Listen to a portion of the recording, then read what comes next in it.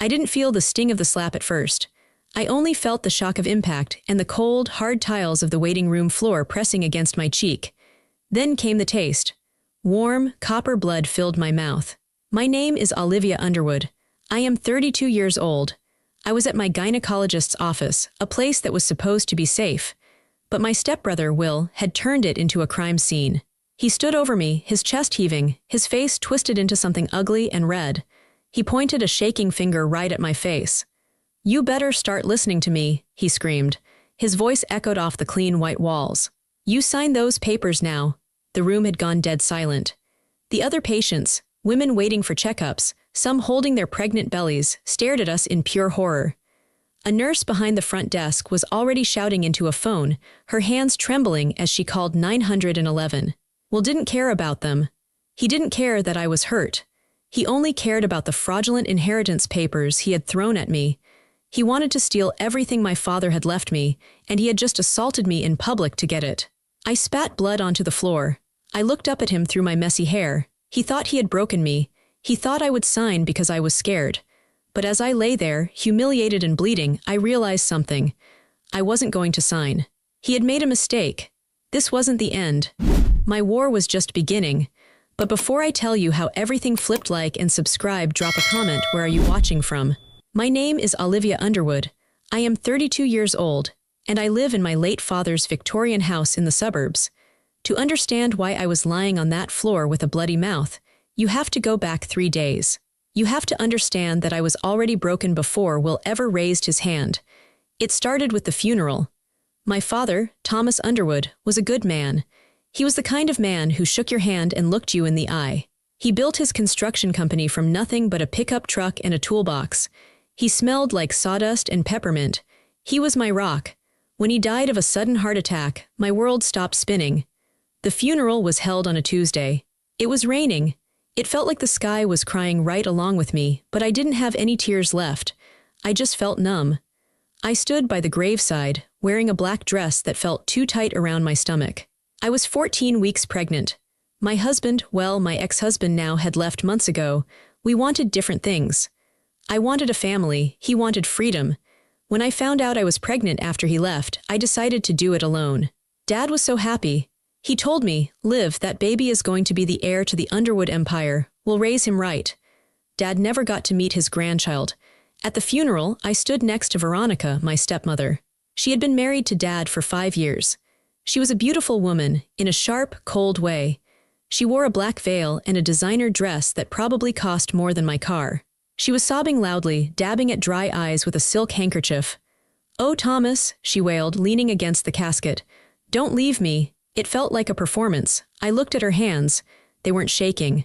She was gripping her purse tightly, like she was afraid someone would snatch it. My stepbrother, Will, stood on her other side. Will was Veronica's son from her second marriage. He was 35, 3 years older than me. He wore a suit that was too shiny. He kept checking his watch. He looked bored. Every few minutes, he would pull out his phone and type a quick message, shielding the screen with his hand. I wanted to scream at them. I wanted to tell them to show some respect, but I couldn't. I felt a sharp cramp in my lower belly. I gasped and put a hand on my stomach. "You okay, Olivia?" Will asked. He didn't sound concerned. He sounded annoyed. "I'm fine," I whispered. "Just a cramp." But it wasn't just a cramp. It was a twisting, sharp pain that took my breath away. I tried to focus on the priest's words, dust to dust, but the pain got worse. It came in waves. By the time we got into the limousine to go to the wake, I was sweating. I felt dizzy. "Can we stop?" I asked the driver. "I feel sick." Veronica rolled her eyes. "Really, Olivia, today isn't about you. Pull it together." "I think something is wrong," I said. My voice was trembling, then I felt the wetness. I looked down at the car seat. There was blood. Panic seized my chest. "Stop the car," I screamed. "Take me to the hospital." Now Will looked at the blood and wrinkled his nose. "Jesus, Olivia, that's disgusting." They dropped me at the emergency room entrance. They didn't come in. Veronica said they had to get to the wake to host the guests. They left me there, standing on the curb in the rain, clutching my stomach. The next 6 hours were a blur of white lights and cold instruments. The doctors were kind, but their faces were serious. They did an ultrasound. The room was silent. There was no heartbeat. I lost the baby. They had to perform a procedure called a D&C to clear everything out. It was an emergency. I lay on the hospital bed, staring at the ceiling tiles, counting the little dots. 1, 2, 3. I had lost my father on Friday. I lost my baby on Tuesday. I felt hollowed out. Like someone had reached inside me and scooped out everything that made me human. I was just a shell, a grieving, empty shell. I stayed in the hospital overnight. No one came to visit. I called my phone, but the battery was dead. I borrowed a charger from a nurse and checked my messages. Nothing from Veronica, nothing from Will. Just a generic text from Dad's lawyer, Gary, offering condolences for the funeral. I took a taxi home the next day. I didn't go to my apartment. I couldn't bear to be alone there. I went to Dad's house. It was a big, old Victorian house on the hill. It was the only place that still felt like him. I had a key. I let myself in. The house was quiet. The wake was over. The guests were gone. I walked into the kitchen. There were leftover platters of sandwiches on the counter, beginning to curl at the edges. Empty wine bottles were lined up near the trash. Veronica and Will were nowhere to be seen. I walked slowly up the stairs to my old bedroom. I was sore. The stitches from the procedure pulled every time I moved. My heart felt heavy, like a stone in my chest. I lay down on my old twin bed. It still smelled like lavender detergent, just like when I was a kid. I pulled the quilt up to my chin and closed my eyes. I just wanted to sleep. I wanted to sleep for a year. I drifted off into a restless sleep, dreaming of Dad's laugh and a baby's cry. I woke up to the sound of a diesel engine. It was loud, rumbling right outside my window. I blinked, confused. The clock on the bedside table said 10 a.m. I had slept for 14 hours. I sat up, wincing at the pain in my abdomen. I walked to the window and looked out. There was a massive moving truck parked in the driveway. 2 men in blue jumpsuits were carrying my father's favorite leather armchair out of the front door. "Hey," I shouted, banging on the glass. "Stop, what are you doing?" I grabbed my robe and ran downstairs. I almost tripped twice. My legs felt weak. I burst out the front door, barefoot on the cold porch. "Stop," I yelled at the movers. "Put that down, that's my father's chair." The movers stopped and looked at each other. One of them shrugged. "We have a work order, lady," the taller one said. "What work order? Who hired you?" "We did." I spun around. Veronica and Will were standing near the garage. Veronica was wearing a tracksuit and holding a clipboard. Will was leaning against his sports car, drinking a latte. "Veronica," I said, my voice shaking. "What is going on? Why are you moving Dad's things?" Veronica looked up from her clipboard. She smiled, but it didn't reach her eyes. "Oh, you're awake. Good, we need you to move your car. The truck needs more room to turn around." "My car?" I stared at her. "I just got back from the hospital. I lost the baby, Veronica. My father just died." "What are you doing?" "We're clearing out the house," Will said. He took a sip of his coffee. "It's sold." "Sold?" I felt like I had been punched. "What do you mean sold? Dad's only been dead for 5 days. You can't sell the house. It's our home." "It was Thomas's house," Veronica corrected me. She walked over, her heels clicking on the pavement. She pulled a folded document out of her purse. "And now it's mine to do with as I please." She handed me the paper. I took it. My hands were trembling so bad the paper rattled. It was a will, last will and testament of Thomas Underwood. I scanned the pages. My eyes blurred. I saw legal jargon, dates, and signatures. Then I saw the paragraph that mattered. "I, Thomas Underwood, being of sound mind, hereby leave my entire estate, including all real estate, bank accounts, and the Underwood Construction Company, to my beloved wife, Veronica Underwood. To my daughter, Olivia, I leave nothing, as she has chosen her own path." "This is a lie," I whispered. I looked up at them. "This is a lie. Dad would never write this," he told me. "He told me just last week that the company was going to be mine. He showed me the papers last year." Veronica laughed. It was a harsh, dry sound. "People change their minds, Olivia. Thomas realized that you weren't cut out for business. You're too emotional. Look at you now, a mess." "I just had surgery," I screamed. Tears hot and angry pricked my eyes. "This isn't real, that signature. It looks shaky." "He was sick, Olivia," Will said, stepping forward. He loomed over me. He was tall, broad-shouldered from hours at the gym, not from hard work like Dad. His hand wasn't steady at the end. "He had a heart attack," I said. "He wasn't sick. He was fine on Friday morning. I had breakfast with him." "Stress," Veronica said dismissively.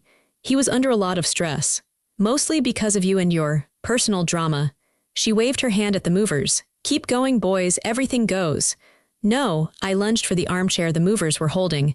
"You can't take this," Will stepped in front of me. He grabbed my arm, his grip was tight, too tight.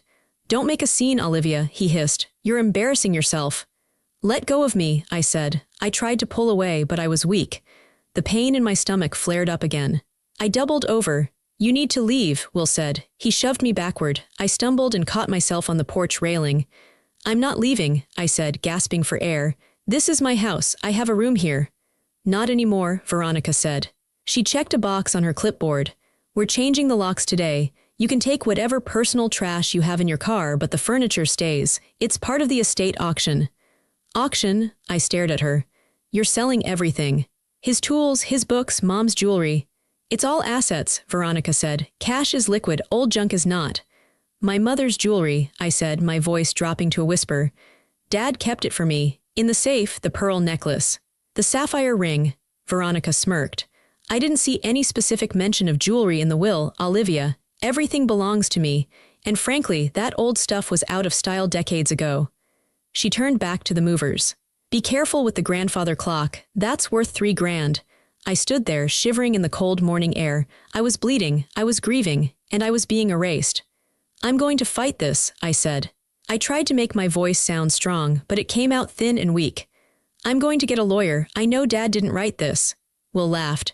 He walked up to me, close enough that I could smell his expensive cologne. "With what money, Liv? You have your teacher's salary. You think you can go up against the estate lawyers. We have the paperwork, we have the money, you have nothing." He poked me in the chest. "Go home, Olivia. Go back to your little apartment and cry about your dead baby. Leave the business to the adults." The cruelty of it took my breath away. He used my grief as a weapon. I looked at him, really looked at him. I saw the greed in his eyes. I saw the arrogance. And for the first time I saw something else. Fear. He was pushing too hard. He was too aggressive. If the will was real, why was he so angry? Why were they moving so fast? Dad wasn't even cold in the ground yet. "I'm not signing anything," I said quietly. "And I'm not leaving until I get my mother's pearls." "Get off the property," Will said. His face darkened. "Or I'll call the cops and have you arrested for trespassing." "Trespassing? It's my father's house. It's Veronica's house," Will spat. "Now get lost." I didn't leave. I sat down on the porch steps. I wrapped my robe around me. "I'm staying right here." They ignored me for an hour. I watched them strip the house. I watched my childhood disappear into the back of a truck. The lamp I read by. The dining table where we ate Thanksgiving dinner. Then, Will came out of the house. He was holding a stack of papers. "Since you're still here," he said, throwing the papers into my lap, "you can make yourself useful. Sign these." I looked down. Waiver of contest. Agreement to vacate. "If you sign this," Will said, "Mother says she'll give you $5,000, out of the goodness of her heart, to help with your medical bills." $5,000. My father's company was worth millions. "No," I said. "Sign it," Will said. "No, Olivia, don't be stupid." "I'm not signing." That was the moment the dynamic changed. That was when the verbal abuse turned into something else. Will grabbed my arm again, pulling me up from the step. "Listen to me, you little brat. You're going to sign this. We are trying to be nice." "Nice," I shouted. "You're stealing everything." I yanked my arm back. I lost my balance and fell onto the gravel driveway. My knees scraped against the rocks. The pain in my stomach was a sharp, hot knife. Will stood over me. For a second, I thought he was going to kick me. "We'll see how stubborn you are," he said. "You have a follow-up appointment with your doctor tomorrow, right? Dr. Evans?" I looked up, startled. "How do you know that?" "I know everything, Olivia. I know your schedule. I know your bank balance. I know you're broke." He smiled. "We'll be there. Bring a pen." He turned and walked back into the house. I sat in the gravel, dirt and blood on my knees. I realized then that I wasn't just dealing with a greedy stepfamily. I was dealing with predators. I got into my car. I drove away. I didn't go to my apartment. I went to a cheap motel on the edge of town. I didn't want them to find me. I needed to think. That night, alone in the motel room, I cried until I couldn't breathe. I mourned my father. I mourned my baby. I mourned the life I thought I had. But as the sun came up the next morning, the tears stopped. A cold, hard knot formed in my stomach. They wanted a fight. They were going to get one. But I made a mistake. I thought I could fight them with words. I thought I could reason with them. I didn't know how far they were willing to go.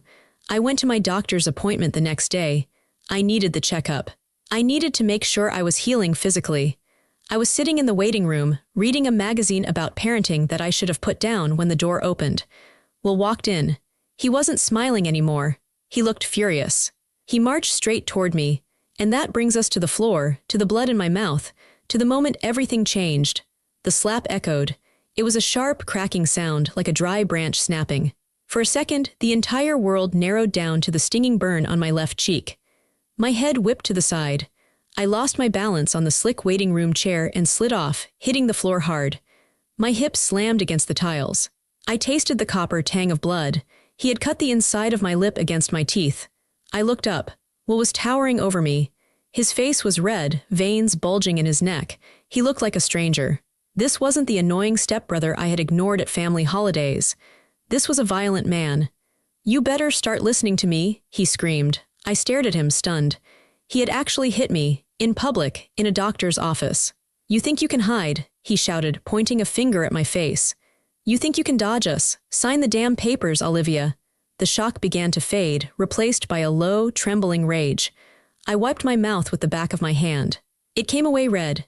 "Call the police," I yelled. My voice sounded raw. "Someone call the police." The receptionist was already on the phone, her eyes wide with terror. "Sir, you need to step back. I'm calling 911 right now." Will looked around, seeming to realize where he was for the first time. He saw the pregnant woman in the corner clutching her husband's arm. He saw the elderly woman staring at him with her mouth open. He sneered at me. "This isn't over." He turned to leave, but a security guard from the main lobby blocked the doorway. The guard was a big man, older, with a gray mustache. "Don't move, son," the guard said calmly. Will huffed. "She's my sister. It's a family dispute. She's hysterical. She just had a miscarriage. She's not in her right mind." "He hit me," I said, struggling to stand up. A nurse ran over to help me. "He assaulted me," Will crossed his arms. "I barely touched her. She fell. She's weak." The police arrived 5 minutes later. 2 officers, they took statements. They looked at my swollen lip. They looked at the red handprint blooming on my cheek. They put Will in handcuffs. Watching him get marched out of the office, his hands behind his back, gave me a surge of satisfaction. But it was short-lived. I gave my statement. I told them about the will, the harassment, the threat. The officer, a young man named Deputy Miller, nodded sympathetically. "We'll charge him with simple assault," Miller said. "He'll be processed downtown." "He's dangerous," I said. "He needs to be kept in jail." "It's a misdemeanor, ma'am. Unless he has priors, he'll likely make bail quickly." I went back to the motel to clean up. My face was throbbing. I looked in the mirror. My lip was split. My cheek was purple and blue. I looked like a victim. I hated it. I decided I couldn't stay at the motel. It wasn't safe. I needed to go home, not to Dad's house that was gone, but to my apartment. I needed my own things. I needed to regroup. I drove to my apartment complex. It was a nice place, a second-floor unit with a balcony. I had lived there for 3 years. I walked up the stairs, digging for my keys. I was exhausted. I just wanted to ice my face and sleep. I put the key in the lock. It wouldn't turn. I frowned. I jiggled it. Nothing. It felt like the wrong key. I stepped back and checked the number. 2 billion. This was my apartment. I tried again. Still nothing. Then I saw the piece of paper taped to the door, right at eye level. Eviction notice. I stared at it. Non-payment of rent. Lease violation. "What?" I whispered. "I paid my rent. I have auto-pay." I tried the door handle. Locked. I heard a sound from the parking lot below, a distinct, mocking honk. I looked over the railing. Veronica was sitting in her silver Mercedes convertible. She was wearing sunglasses. She waved. I ran down the stairs. "What did you do?" I screamed. "What did you do to my apartment?" Veronica lowered her sunglasses. "Oh, hello, Olivia. Rough day. Your face looks terrible. Why are my locks changed?" "Well," Veronica said, checking her nails. "Did you know that the building owner is a very good friend of mine? We play bridge together. I told him about your financial troubles and the drug use." "Drug use. I don't use drugs. And the noise complaints," she continued smoothly. "He decided it was best to terminate your lease immediately, for the safety of the other tenants." "That's illegal," I shouted. "You can't just kick me out without notice. There are laws." "Sue us," she said simply. "Add it to the pile. Oh, by the way, Will is out. He says hello." My blood ran cold. "He's out already." It was a minor misunderstanding. "We paid the bail. He's very upset with you, Olivia. Pressing charges against family, tacky." "Where are my things?" I asked. "My clothes, my furniture." She pointed a manicured finger toward the back of the complex, near the dumpsters. "We helped you pack." She rolled up the window and drove away. I ran to the back of the building.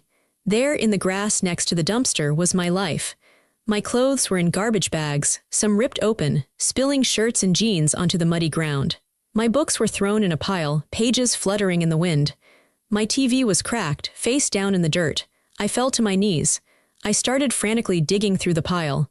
I didn't care about the TV. I didn't care about the clothes. "The box," I whispered. "Where is the box?" I was looking for a small wooden jewelry box. It had been my mother's. Dad had given it to me when I moved out. It wasn't the expensive stuff. Veronica had that locked in the safe at the big house, but it held the sentimental things. My mother's locket with her picture, a pair of silver earrings she wore every day, my hospital bracelet from when I was born. I tore open a black trash bag. Kitchen utensils clattered out. I opened another, towels, then I saw it. It was lying near the curb. The wood was splintered. The lid had been smashed in, probably by a boot. I crawled over to it. I opened the broken lid. Empty. I looked around the grass. I saw something glinting in the mud. Pearl beads. They had taken my mother's faux pearl necklace. A necklace that was worth maybe $20, but meant the world to me, and they had snapped it. The white beads were scattered across the dirty grass and the asphalt of the parking lot. I picked one up. It was muddy. I picked up another. They hadn't just evicted me. They hadn't just stolen my inheritance. They were trying to erase me. They wanted to destroy every memory, every comfort, every safe place I had. They wanted me to break. They wanted me to crawl to them and sign the papers just to make it stop. I sat there in the mud, holding the broken pearls, tears streaming down my bruised face. I felt small. I felt helpless. But then I remembered Dad. I remembered him on a job site years ago. A foreman had tried to cut corners using cheap concrete. Dad had fired him on the spot. "Olivia," he had told me, "integrity is expensive, but it's the only thing worth paying for. And when someone tries to cheat you, you don't back down, you dig in." I looked at the pearls in my hand. "You dig in." I stood up. I wiped my face. I put the few pearls I could find into my pocket. I grabbed one bag of clothes. I left the rest. I didn't need the TV. I didn't need the furniture. I needed allies. I couldn't go to my friends. They were all young professionals who wouldn't know how to handle this. I needed someone who knew Dad. Someone who knew the company. Someone who knew where the skeletons were buried. I got in my car. I put the address into my GPS. Margie Simpson. She had been Dad's accountant for 40 years. She retired last year. She was 73 years old, 5 feet tall, and tough as old leather. She was the only person Veronica had never been able to charm. I drove out of the city toward the suburbs. It was getting dark. My face hurt, my heart hurt, but my hands were steady on the wheel. I wasn't going to run anymore. I was going to war. Margie lived in a small, tidy bungalow with a garden full of gnomes. It was a peaceful house, completely at odds with the chaos of my life. I knocked on the door. It was 8 p.m. The porch light flicked on. The door opened a crack held by a chain. One suspicious blue eye peered out. "Who is it?" "Margie." "It's me, Olivia." The door slammed shut, the chain rattled, and then it swung wide open. Margie stood there in a floral housecoat, holding a cup of tea. She looked at my bruised face. She looked at my split lip. Her eyes narrowed. She didn't gasp, she didn't scream. She just stepped back and opened the door wider. "Get in here," she said. Her voice was like gravel. "And tell me which one of them did it." I walked in. The house smelled like cinnamon and old paper. It was warm. For the first time in days, my shoulders dropped. I sat at her kitchen table while she made me a cup of sweet tea and put a bag of frozen peas on my cheek. "It was Will," I said. "At the doctor's office." "That boy has always been garbage," Margie muttered. She slammed a mug onto the table. "And Veronica is the dumpster he crawled out of." I told her everything. The funeral, the miscarriage, the fake will, the eviction. The pearls. Margie listened without interrupting. She sat across from me, her hands wrapped around her own mug.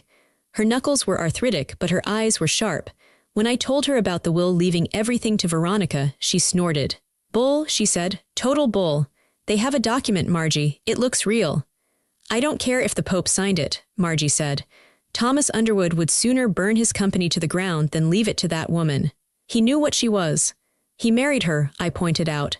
"He was lonely," Margie said, "and she's good at pretending, but in the last year he was waking up. He called me 2 weeks before he died." I sat up straighter. "He did?" "Yes. He asked me about the accounts. He said money was leaking. He couldn't figure out where. He asked me if I still had my old admin codes for the server." Did you? Margie smiled. It was a wicked little smile. Olivia, I built that accounting system in 1998. I have a backdoor key that God himself couldn't block. She stood up. Come to the den. We went into her small home office. It was cluttered with stacks of paper. She sat down at a desktop computer that looked 10 years old. She cracked her knuckles.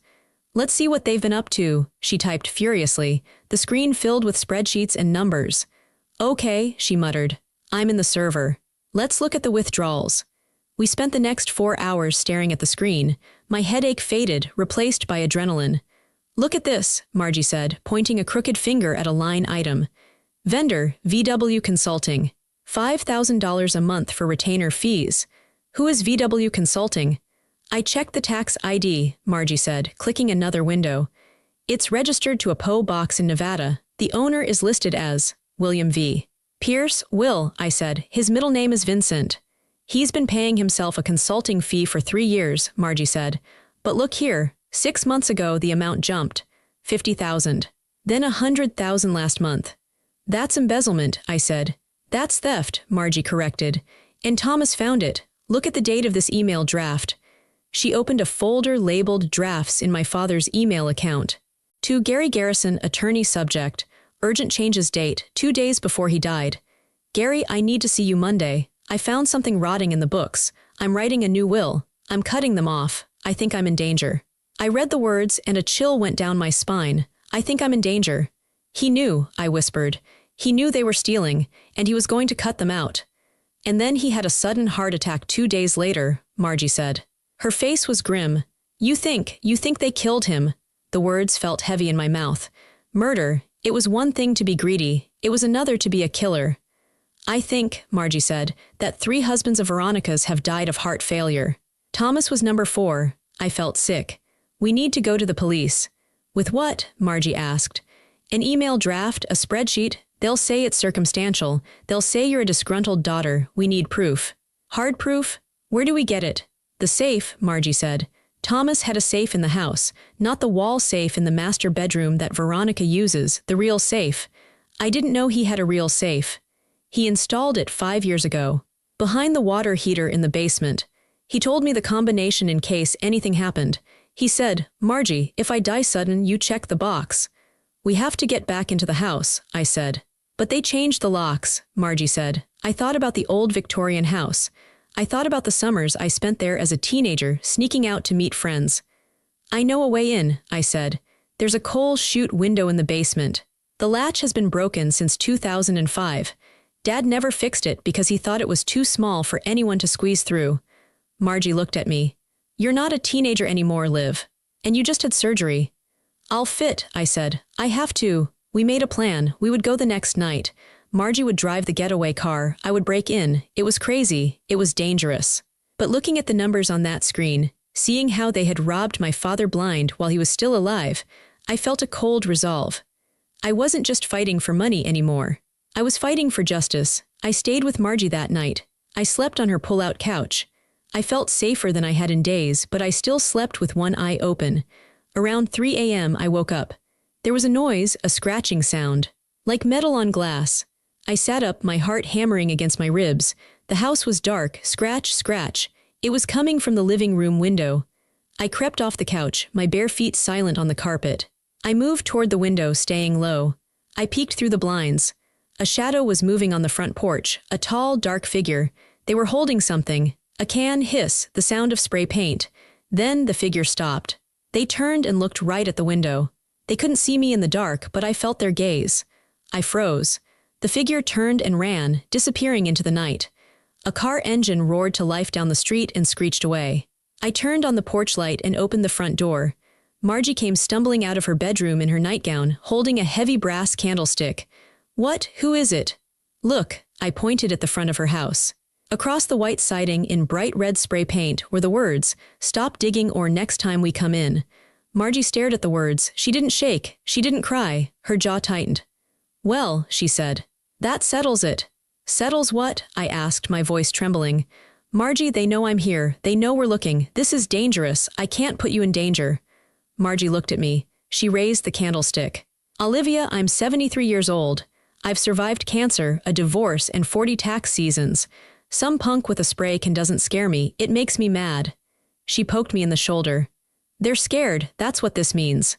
If they were safe, they'd ignore us, they're panicking. They threatened to come in next time, I said. Let them try, Margie said. I have a shotgun under my bed and I know how to use it. We didn't sleep the rest of the night. We sat in the kitchen drinking coffee, watching the sun come up over the red letters on the wall. At 8 a.m. the doorbell rang, I jumped. Margie grabbed the candlestick again. She looked through the peephole. It's him. Will, open it, she said. She opened the door. Will stood there. He was wearing a fresh suit, looking clean and polished. He held a bouquet of flowers. He looked at the spray paint on the wall and feigned surprise. Oh my God, Margie, what happened here? Vandalism. Cut the crap, Will, Margie said. She didn't step back, she blocked the doorway. I came to see Olivia, Will said, trying to look over her head. I heard she was staying here. I wanted to apologize for the misunderstanding at the doctor's office. Mother and I are worried about her mental state. She's fine, Margie said. She's better than fine.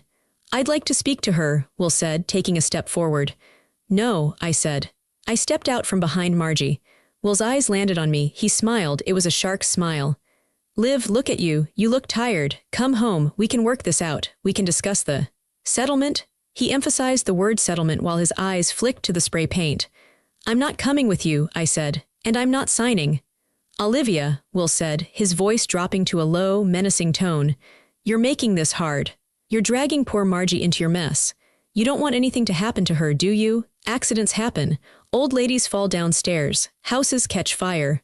Margie laughed. It was a loud, barking sound. Listen here, you cheap suit, Margie said.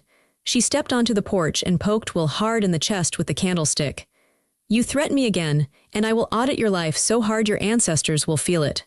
Now get off my property before I call the cops and show them your artwork. She pointed to the red paint. Will glared at her. His mask slipped. He looked like a petulant child. You're making a mistake, he said. Both of you. He threw the flowers on the ground and stomped back to his car. I watched him go. My hands were shaking, but not from fear anymore. From rage. He's desperate, Margie said. He came here to check if we were scared. He wanted to see if the threat worked. Did it work? I asked. No, Margie said. It just confirmed we're on the right track. She looked at me. Tonight, we go to the house tonight. If he's this worried, there's something in that safe that will bury him. Tonight, I agreed. The fear was still there, sitting in my stomach like a cold stone. I knew Will was capable of violence. I had felt it on my face. I knew Veronica was capable of cruelty. But I also knew that my father had suspected he was being poisoned. I knew he had tried to warn Gary. If I stopped now, they won. If I stopped now, Dad's death meant nothing. My baby's loss meant nothing. I went to the hardware store that afternoon. I bought a flashlight, a pry bar, and a pair of dark coveralls. My war was no longer silent. It was loud, it was red paint on a white house, and tonight it was going to be a break-in. I was ready to take back what was mine. At 2 a.m., the world was pitch black. We parked Margie's sedan 2 streets over from my father's house. The neighborhood was silent. You have 20 minutes, Margie whispered. She checked her watch. If you're not back, I'm driving this car through the front door. I'll be back, I said. I slipped out of the car. I was wearing black coveralls and gloves. My stomach throbbed where the stitches were healing, a dull, constant ache, but the adrenaline numbed the worst of it. I crept through the neighbor's hedge and dropped into the backyard. The house loomed above me, dark and empty. Veronica and Will were staying at a hotel downtown while they renovated. The house felt abandoned. It felt like a tomb. I went to the basement window well. It was covered in dead leaves. I cleared them away and found the old coal chute. It was small, rusted, and dirty. I prayed the latch was still broken. I pushed. It groaned, metal grinding on metal, and then swung inward. I took a breath and slid feet first into the hole. It was a tight squeeze. The rough concrete scraped my back. I hissed in pain as my stomach pressed against the ledge, but I pushed through. I dropped down onto a pile of coal dust in the basement bin. I was in. I clicked on my flashlight. The beam cut through the darkness, illuminating the dusty basement. It smelled of damp earth and my father's sawdust. I moved quickly. I went past the workbenches, past the stacked boxes of holiday decorations to the utility corner. There it was, the old water heater. Dad had told Margie, behind the heater, loose brick. I squeezed behind the tank. It was hot and cramped. I ran my gloved hands over the brick wall. One brick felt loose. I wiggled it. It slid out. Behind it was a small, gray metal safe embedded in the foundation. I pulled out the slip of paper Margie had given me. 4:15:88, my birthday. I turned the dial, right to 4, left to 15, right to 88, click, the handle turned, the door swung open. My heart was pounding so hard I could hear it in my ears. I reached inside. There was a thick manila envelope and a small orange pill bottle. I grabbed them and sat down on the dirty floor to look. I opened the envelope first. Last will and testament of Thomas Underwood. Dated 3 days before his death. Notarized by a frantic scrawl I didn't recognize, but it had a seal. I scanned it. I, Thomas Underwood, hereby revoke all former wills. I leave 100% of the Underwood Construction Company and all assets to my daughter, Olivia Underwood. My wife, Veronica, is to receive nothing. Tears filled my eyes. He had done it. He had tried to protect me. I dug deeper into the envelope. There was a handwritten letter on yellow legal pad paper. Livy, if you are reading this, I made a mistake. I waited too long. I think Veronica is poisoning me. My coffee tastes bitter every morning. My heart races when I sit still. I found the transfers will made. They are bleeding the company dry. I'm going to Gary on Monday. If I don't make it, check the pills. I love you, kiddo. Stay strong, Dad. I put a hand over my mouth to stifle a sob. He knew. He was scared and he was alone and he knew. I picked up the pill bottle. The label said heart medication digoxin, but inside the pills looked different. They were slightly different shades of white. Some looked chalky. I put everything into my zipped pocket. I had the proof. I climbed back up on the coal bin. Getting out was harder than getting in. I had to pull myself up, straining my arms, scraping my stomach again. I gritted my teeth against the pain. For Dad, I thought. For the baby. I tumbled out onto the grass, gasping for air.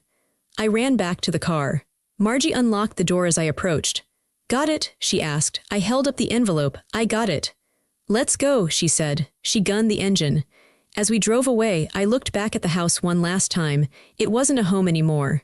It was a crime scene. The next morning, we walked into the office of Gary Garrison, my father's attorney. Gary was a tall, nervous man who always looked like he was expecting bad news. When he saw my face, still bruised and swollen, he winced. Olivia, he said, I heard about the altercation with Will. I'm so sorry. Forget my face, Gary, I said. I threw the envelope on his mahogany desk. Read this? He opened the envelope. He read the will. He read the letter. His face went pale. He took off his glasses and rubbed his eyes. Thomas called me, Gary whispered. He left a voicemail on Sunday night.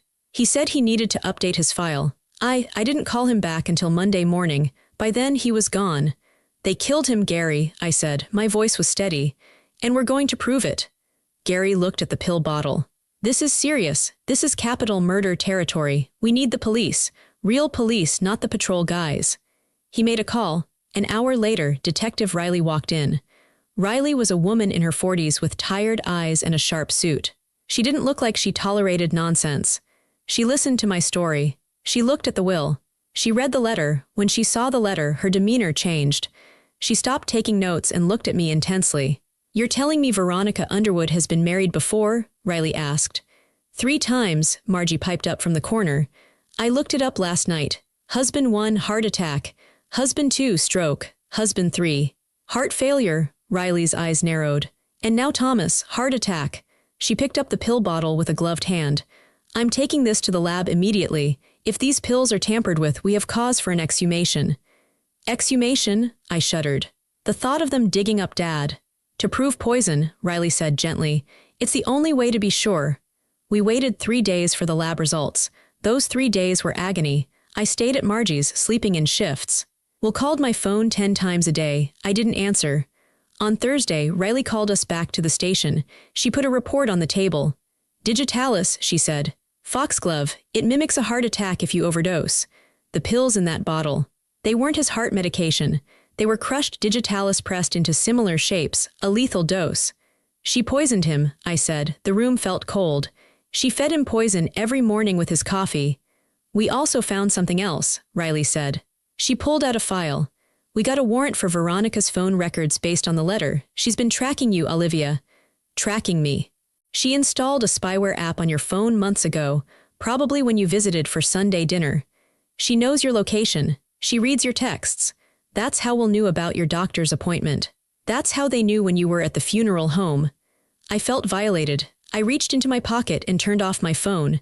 So arrest them, Margie said, slamming her hand on the table. Go get them. Riley shook her head. We need to tie them to the act. We know the pills killed him, but we need to prove they put them there. We need a confession, or we need them to implicate themselves.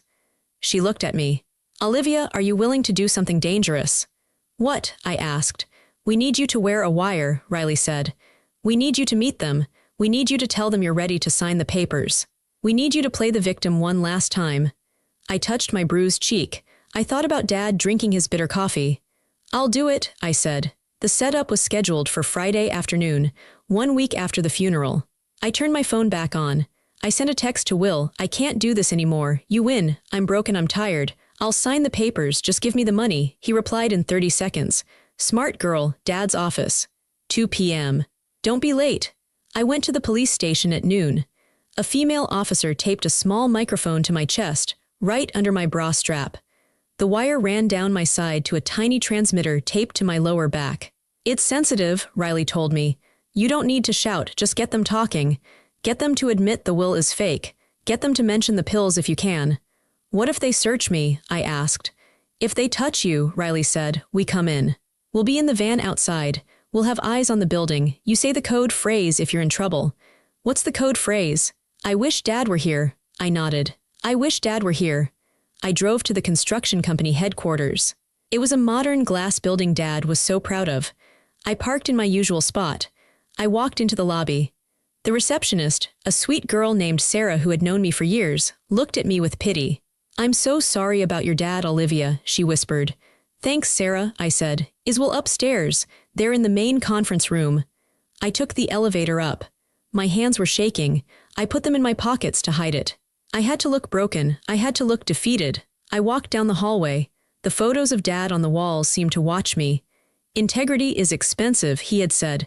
Today I was paying the price. I pushed open the heavy glass doors of the conference room. Will was sitting at the head of the table, Dad's chair. He had his feet up on the mahogany surface. Veronica was standing by the window, looking out at the city skyline. Well, Will said, smirking. Look who finally crawled out of her hole. I'm here, I said, keeping my voice low. I slumped my shoulders. Just give me the papers. Have a seat, sweetie, Veronica said. She didn't turn around. We have a lot to sign. I sat down. On the table was a stack of documents. Transfer of assets, waiver of rights, non-disclosure agreement. This says I can't talk about the company, I said, reading the NDA. Standard, Will said. We don't want you bad-mouthing the new management. We're selling the company, Olivia. Liquidating. We have a buyer in China. You're selling it? I asked, letting shock bleed into my voice. But, Dad built this, the employees. The pension fund. The employees are being let go, Will said casually. The pension fund is, well, let's just say it's part of the package. We're cashing out. By Monday, we'll be on a beach in Mallorca. You can't do that, I said. It's stealing. It's business, Will said. He slid a pen across the table. Sign. What about the will? I asked. The one you showed me, it was fake, wasn't it? Dad didn't sign that.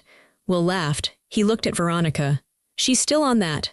Veronica turned around. Her face was cold.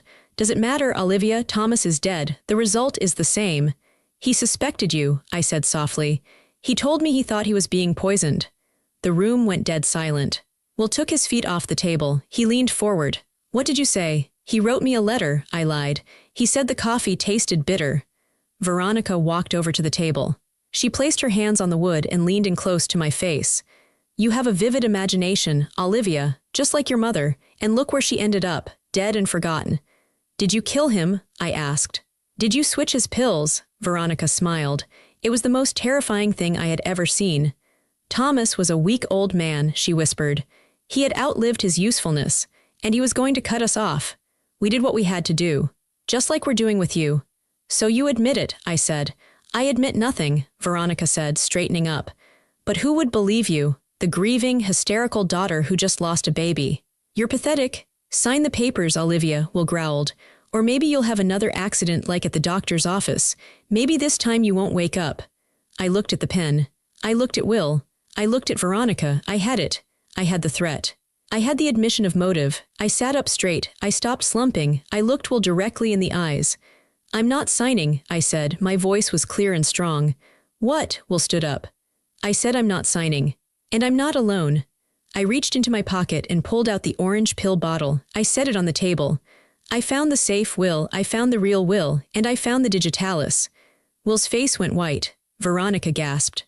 You little bitch, Will roared. He lunged across the table. He grabbed my throat. His hands were huge and hot. He squeezed. I wish Dad were here, I screamed, choking. The glass doors exploded inward. Federal agents, drop it. Get on the ground. Men in body armor poured into the room. Rifles were raised. Will froze. His hands were still around my neck. Let her go now, Riley screamed, aiming her weapon at Will's head. Will let go. He stumbled back, holding his hands up. She attacked me, she's crazy. I fell back into the chair, coughing, gasping for air. 2 agents tackled Will to the ground. He hit the floor hard. Get off me. Do you know who I am? Veronica tried to run. She bolted for the side door. Don't move, Riley shouted. Veronica stopped. She turned, her face a mask of pure hatred. I want my lawyer, this is a setup. That girl planted evidence. Riley walked up to Veronica and slapped the handcuffs on her wrists. Veronica Underwood, you are under arrest for the murder of Thomas Underwood, conspiracy to commit murder and fraud. You have the right to remain silent. Murder, Veronica shrieked. You have no proof. We have the pills, Riley said calmly. We have the forged will. We have the wire recording of you admitting he was going to cut you off. And we have the exhumation order. Veronica went silent. The fight drained out of her. She slumped. I stood up. My neck hurt. My face hurt. But I felt lighter than air. I walked over to where Will was pinned to the carpet. He was breathing heavy, his face pressed against the floor. You're going to jail, Will, I said, for a long, long time. He looked up at me. His eyes were wet. Liv, please, I didn't know about the poison. It was her. It was all her idea. I just wanted the money. You watched him die, I said, and you slapped me while I was bleeding. You're a coward. They dragged them out. I watched from the window as they were shoved into the back of police cruisers. The lights flashed red and blue against the gray city buildings. Employees were gathering in the hallway, whispering, looking scared. I opened the conference room door. It's okay, I told them. They're gone. The company is safe. Gary Garrison came running down the hall. He looked at me, then at the empty chairs. Did we get them? We got them, I said. I collapsed into a chair. The adrenaline crashed. I started to shake. I put my head in my hands and cried. Not from grief this time, from relief. Margie came in a few minutes later. She walked over and put a hand on my shoulder. You did good, kid, she said. Your dad would be proud. I miss him, Margie, I sobbed. I miss him so much. I know, she said, but you saved his legacy. You saved everything. The trial took a year. It was a circus. The media loved the story. The Black Widow and the evil stepbrother, I testified. I sat on the stand and told the jury everything. I looked Veronica in the eye. She stared back, cold and unrepentant. The evidence was overwhelming. The pills matched the toxicity in Dad's body. The handwriting expert proved the will was a forgery created by Will. The forensic accountant, Margie, walked the jury through every stolen dollar. The verdict came back in 4 hours. Guilty on all counts. Veronica was sentenced to life in prison without parole. Will got 25 years for conspiracy, fraud, and assault. When the gavel banged down, I didn't cheer. I just closed my eyes and let out a breath I felt like I had been holding for 12 months. It was over. I took over the company. It wasn't easy. Will had done a lot of damage. But with Margie coming out of retirement to help me manage the books, and Gary handling the legal side, we rebuilt. We rehired the people Will had fired. We restored the pension fund. I moved back into Dad's house. I renovated it. I painted over the gray walls with warm colors. I turned the basement, where I had crawled through the coal chute, into a wine cellar, but I kept the safe as a reminder. One afternoon, about 2 years later, I was at the grocery store. I reached for a box of cereal and bumped hands with a man. Oh, excuse me, he said. He had kind eyes and a gentle smile. I recognized him. Dr. Brooks, he looked surprised. Olivia. From the ER, he was the doctor who had treated me the night I lost the baby, the one who had been kind when my family left me. Nathan, he said, please call me Nathan. We went for coffee, then dinner. He was quiet, steady, and honest. He didn't care about my money or my company. He cared about me. We got married in the garden of Dad's house. Margie was my maid of honor. She wore a bright pink dress and smoked a cigar at the reception. And then the miracle happened. I was 35. We had been trying for a while. When I saw the 2 pink lines on the stick, I burst into tears. I was terrified. But this time it was different. This time I had a partner. I had peace. 9 months later, I gave birth to a healthy baby boy. We named him Thomas. A week after the birth, I drove to the cemetery. It was a crisp autumn day. The leaves were turning gold and red. I walked to Dad's grave. The headstone was simple granite. Thomas Underwood, beloved father, builder. I stood there with my son in my arms. He was sleeping, wrapped in a blue blanket. "Hi, Dad," I whispered. The wind rustled the trees. It sounded like a sigh.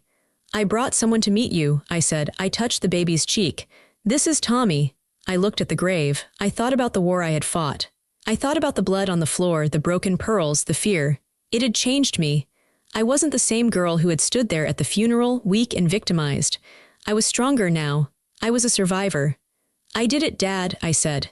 "I saved the company. I put them away, and I'm happy." I laid a single white rose on the stone. "Rest now," I said. "I've got it from here." I turned and walked back to the car where Nathan was waiting for me. I didn't look back. I didn't need to. My war was over. My life had just begun.